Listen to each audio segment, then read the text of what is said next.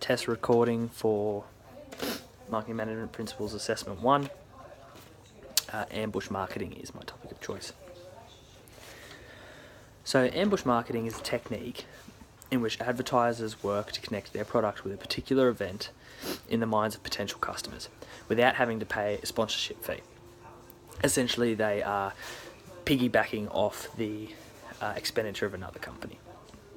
An example of ambush marketing might involve selling music merchandise out the front of a concert without the consent or awareness of the concert promoters, relying on the association with the concert to drive the sales. So a prime example of that was the Olympic campaign when Reebok was sponsoring the Olympics back in the 1970s, and one of the most famous runners at the time had Nike shoes hanging over his shoulders while having gold medals displayed. Nike was not a direct promoter or sponsor for the event.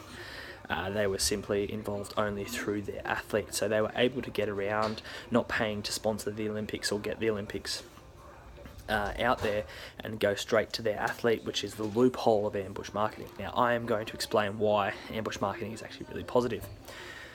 Ambush marketing starts with a larger company, usually getting piggybacked by a smaller company, but big companies can do it as well. A prime example of that is when iPod did their nanochromatic range with all their coloured iPods, and as you can see here, this is the ad. Underneath that, what it is a company called Rona. They're a paint company, and they say we use recycled paints. That's what the words there translate. This was in Montreal, Canada. They've placed a banner underneath the billboard of iPod Nano, and in a result, they have piggybacked or ambush marketed off iPod Nano's brand new release. It's a really worldwide multi-million-dollar company, and Rona is just a local paint company that has successfully done some ambush marketing and gained promotion out of it.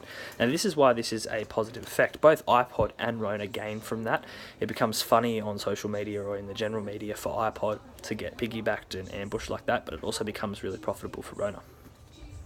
The biggest ambushing marketing campaign that I know of is the BMW and Audi chess match. It was a famous billboard started by Audi after BMW released a BMW rally with two near service centres, What's New paramedics at a chess tournament. This was for the promoting the 35th MOA rally, a chess tournament for BMW. Have released an ad campaign, and it looked like this. Nice and simple. From that, Audi released a campaign on a billboard in Santa Monica which stated, "Chess, no thanks, I'd rather be driving." From that, they quickly changed the campaign, so they've ambushed in on an event, which is a BMW sponsored event and driven event for bike racing, through to selling Audi cars.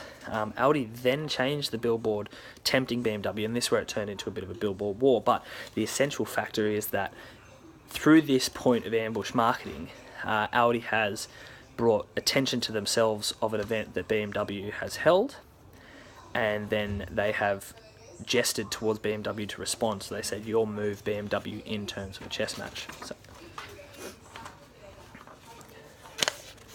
as you can see here, BMW's then responded in kind with a billboard that was about 2 streets down stating "Checkmate." We'll go through this nice and quick. Checkmate. Audi then responded again with "Your pawn is no match for our king." BMW then responded with "Game over." It was a blimp attached to the Audi sign with a picture of one of their F1 McLaren cars. This was in promotion towards an event that was at that time. So this entire time, BMW and Audi have been jumping over events, BMW being the main proprietary sponsor of these events, and Audi continuing to piggyback off them. But that was BMW promoting the F1 period of time in Santa Monica there. Audi then responded with "Time to check your luxury badge, it may have expired." This was a little bit down the road. From that, BMW sort of exploded up, and they put a full-size ad in Moscow, where the billboard actually held real life size cars. From this, Audi decided to jest a little bit more, and this was coming back around to when Le Mans was on in 2006. BMW was a main sponsor for Le Mans, but Audi is a known competitor in Le Mans, and it says, "Congratulations to BMW for winning World Car of the Year 2006 from the winner of 6 consecutive Le Mans 24-hour races, 2000 to 2006, and this is Audi." This was again ambush marketing on BMW. They were already a sponsor of this event, and Audi's jumped in again. So through this entire war that's nearly spanned 12 months, this billboard war, so to speak, the marketing teams have been on point and up to date with all their marketing in order to get their name out there. And what this has happened is, from this tiny act of ambush marketing, the Audi group have blown it up, and media has jumped onto it because it's quite funny for everybody else to watch this war, but they've promoted their entire range of cars, from their base models right through to the really expensive range, right up to their high intensity race events and stuff like that. So it's from this tiny act of ambush marketing, they have run an entire marketing campaign.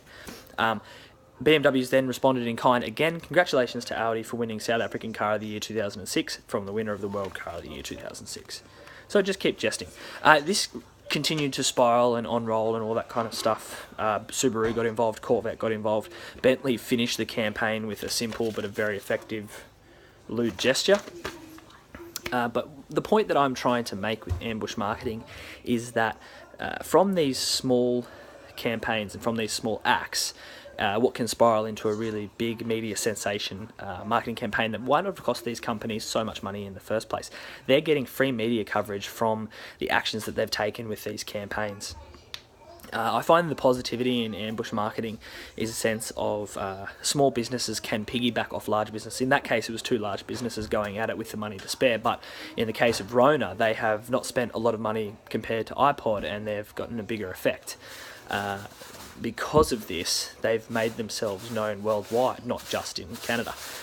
This is where ambush marketing is really good. Like, there is some ethical factors to ambush marketing that are a little bit dodgy, but because it is a bit of a sneaky way, they can get around those things. They're not technically breaking any laws. They're not technically hurting anybody. They're just at the right place at the right time. And because of that, if it's used in a positive sense, and the other company is being forced to keep up to date with their marketing, it can turn into a really good campaign, and that's why I use the Audi and BMW one as an example. Ambush marketing on a whole is only one aspect of marketing, and these companies have actually used multiple aspects, subliminal marketing, edgy, all that kind of stuff. They don't just limit themselves to just ambushing upon each other, but through the entire campaign, they've been backing off major events, so it's getting media coverage. This is why I think that ambush marketing has very positive effects when used in the right way.